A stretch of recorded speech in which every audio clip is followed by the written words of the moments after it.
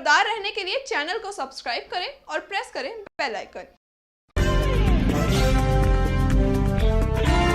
नमस्कार, स्वागत है आपका इंडिया टाइम 24 न्यूज में। मैं आपके साथ साक्षी सिंह। 25 जून 1975 को देश में इमरजेंसी लागू किया गया था। तब कांग्रेस नेता जयपाल रेड्डी उन नेताओं में शामिल थे जिन्होंने तत्कालीन प्रधानमंत्री इंदिरा गांधी के इमरजेंसी लागू करने पर विरोध किया था।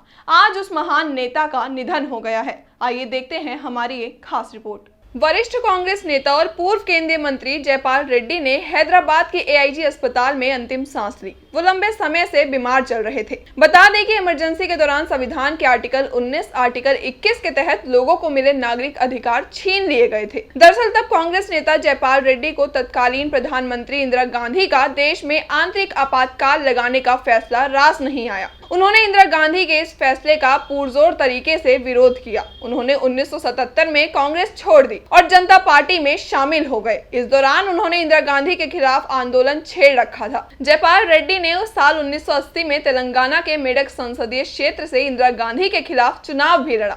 ये सीट कांग्रेस का गढ़ मानी जाती थी। जयपाल रेड्डी चुनाव हार गए। इंदिरा गांधी मेडक से सांसद चुनी गई। साल 1984 में जब इंदिरा गांधी की हत्या हुई तो वो यहीं से सांसद थी। इमरजेंसी के दौरान देश में अखबारों पर सेंसरशिप लगा दी गई थी। समाचार पत्रों के प्रकाशन और टेलीविजन प्रसारण होने से पहले उन्हें पढ़ा जाता था। इस दौरान इमरजेंसी का विरोध करने वाले जेपी नारायण और मोरारजी देसाई सरीखे जैसे कई नेताओं को जेल में भी डाल दिया गया था। तब नेताओं की गिरफ्तारी पर इंदिरा गांधी ने कहा था कि इस शांति को हमें बनाए रखना है। हमको ये समझना है कि लोकतंत्र में भी हद होती है जिनको पार नहीं कर सकते। मैं आपको विश्वास दिलाना चाहती हूँ कि जो नेतागण गिरफ्तार हुए हैं उनको सुविधाएं दी जा रही हैं और आराम से रखने की पूरी कोशिश है। 16 जनवरी 1942 को हैदराबाद के मुदगुल में जन्मे जयपाल रेड्डी का राजनीतिक करियर काफी लंबा रहा। साल 1999 में 21 साल बाद कांग्रेस में उनकी वापसी हुई। जयपाल रेड्डी अविभाजित आंध्र प्रदेश से 4 बार विधायक चुने गए। वे 5 बार लोकसभा सांसद चुने गए। 2 बार उन्होंने राज्यसभा सांसद के रूप में अपनी सेवाएं दी। वो पूर्व प्रधानमंत्री इंद्र कुमार गुजरात और पूर्व प्रधानमंत्री मनमोहन सिंह कैबिनेट में मंत्री भी रहे।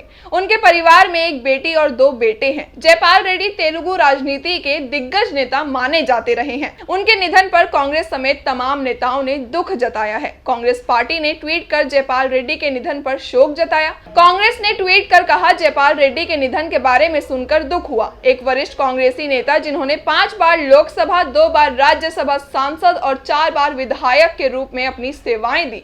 हमें उम्मीद है कि उनके परिवार और दोस्तों को दुख के समय में ताकत मिलेगी। जयपाल रेड्डी के निधन पर तेलंगाना के मुख्यमंत्री चंद्रशेखर ने भी शोक जताया है। तो फिलहाल के लिए इतना ही। देश और दुनिया की तमाम बड़ी खबरों के लिए आप बने रहिए हमारे साथ और देखते रहिए इंडिया टाइम 24 न्यूज। खबरों से खबरदार रहने के लिए चैनल को सब्सक्राइब करें और प्रेस करें बेल आइकन।